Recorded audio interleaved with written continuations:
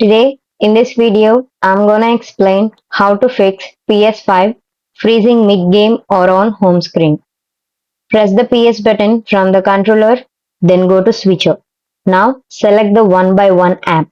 Then click on Options and click on Close Game. Or go to Home and press the PS button from the controller. Then go to Power option, then click on Turn off PS5. Now unplug the power cable from the back of the PlayStation and wait for 30 seconds. Now plug the power cable. Then go to Settings from top right, then go to System, then go to System Software Update and Settings. From System Software, now click on Update System Software. Make sure it is up to date. Otherwise, click on it, then click on Update using Internet. Then go to Main menu, then go to Unused Application. Now press the Options button from the controller. Then click on Delete. Then restart, install it again. Before delete the game, backup the data.